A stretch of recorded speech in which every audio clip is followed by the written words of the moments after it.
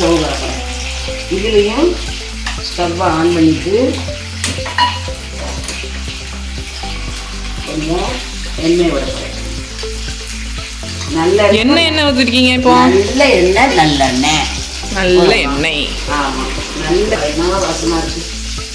ஊற்றியாச்சு. இப்போ இந்த ஐட்டம் வந்து ரசத்துக்கு ஓகேயா.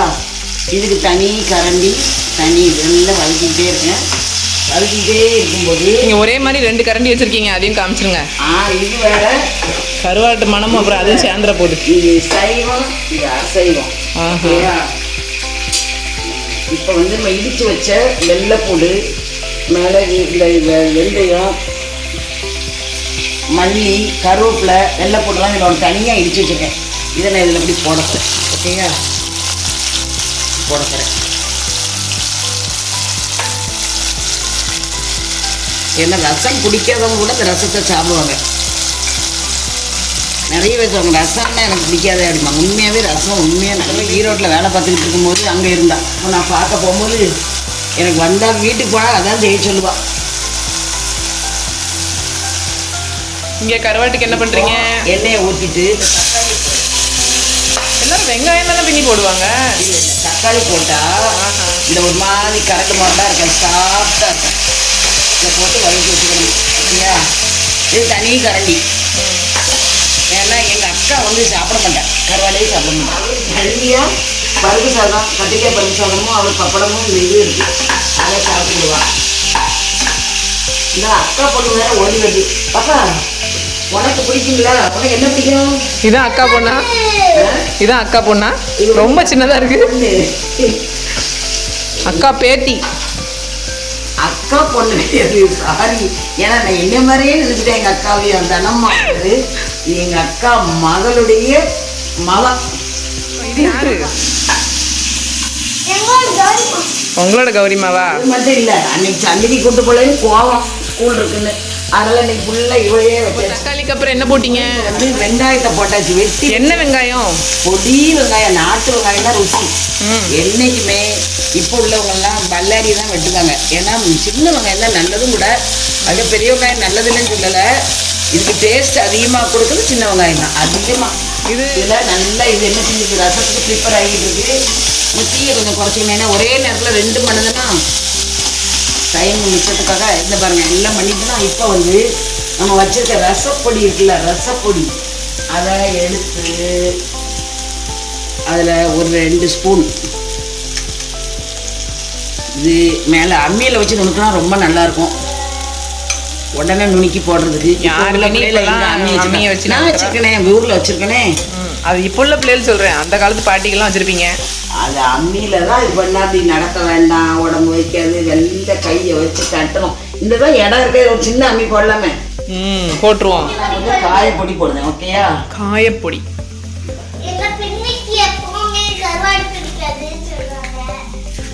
ஆமா, கருவாடு பிடிக்காதவங்க இதை சாப்பிட வேண்டாம். ஓகேயா?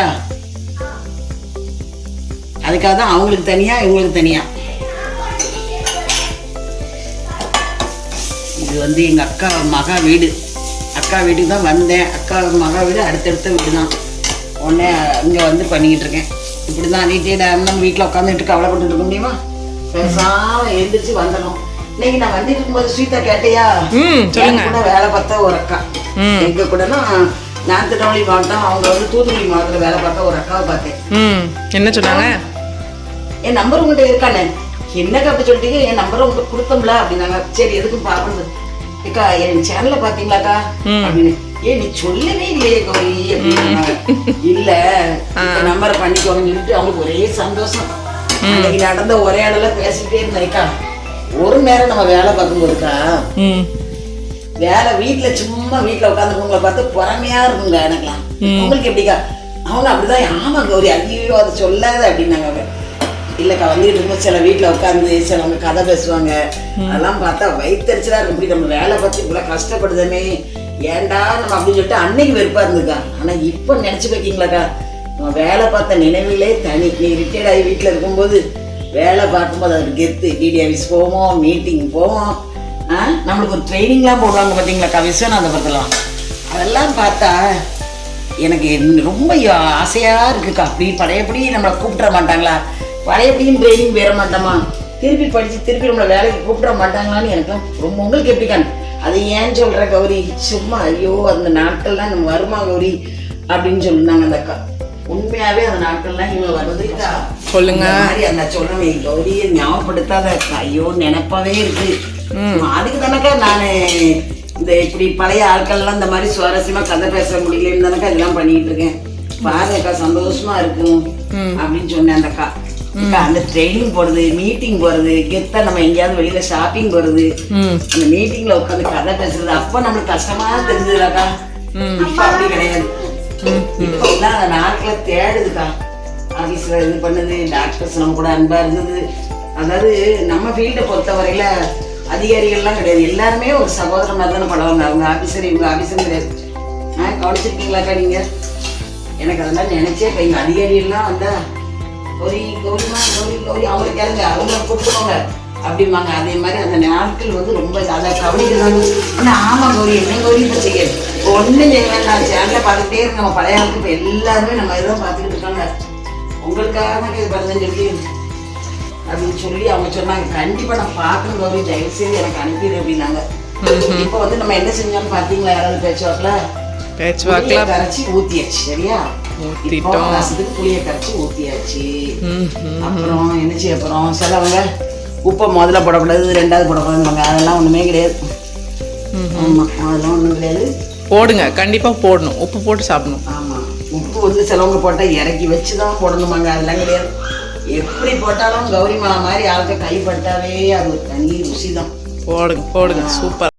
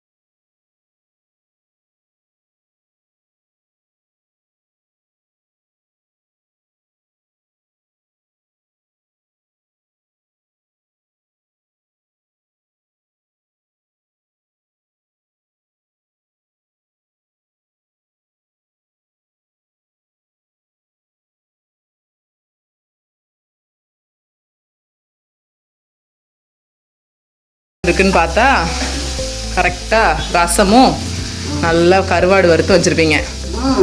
இன்னைக்கு ஒரு பிடி அப்படின்னு ஒன்று செய்வோம், ஒரு பிடி பிடிச்சிட்டு தான் போவோம். இது ரெடி ஆகிட்டா பின்னி பாருங்க. இல்லை என்ன ஒரு கொதிக்கட்டுமே. இந்த சைட்லலாம் கொஞ்சம் வருதுல்ல, நல்ல ஒரு கொதி டப்பு டப்புன்னு ஒரு கொதிச்ச உடனே இந்த வந்துட்டு சொல்லிட்டு இருக்கச்சே வந்துட்டேன். அழகா இருக்கா? ஆமாம், கொதிக்குதா? கொஞ்சம் கொதிச்சா அந்த இலெல்லாம் இதாகும்ல, மனம் திடம் சுவை எல்லாமே இருக்கும் நினைக்கிறேன். கொடுத்துருவாங்க, கடுக்கவும் செய்யாது ஒன்றும் செய்யாது, நல்லா இருக்கும். ஆஃப் பண்ணிட்டுமா ரசம் ரெடி. இப்போ ஏற்கனவே கழுவி வச்ச ட்ரை ஃபிஷ்ன்னு சொல்லுவாங்க. என்ன மற்றவங்க ரசிச்சுக்கோங்க, கருவாடு மீன் சாப்பிடாதவங்க ரசிச்சுக்கோங்க. பட்டு சாரி, நான் உங்களுக்கு நான் தனியாக வேற அதே மாதிரி செஞ்சு தரேன். என்ன உங்கள் அக்கா ஒரு பாட்டு பாடுவாங்களே கருவாட்டுக்கு, கருவாடு வேணும்னு சொல்லிட்டு ஒரு பாட்டியே சிங்கி சிங்கின்னு ஒரு பாட்டு படிப்பாங்க. கருவாடு வாங்கலே காசு கொடு சிங்காரி, பயோஸ்கோப்பு வாங்கணும் காசு கொடு. மஞ்சள்லாம் போட்டு கழுவி வச்சிருக்கேன். என்ன இங்க பாருங்க, மஞ்சள் தண்ணியில் சுத்தமா இருக்கும்.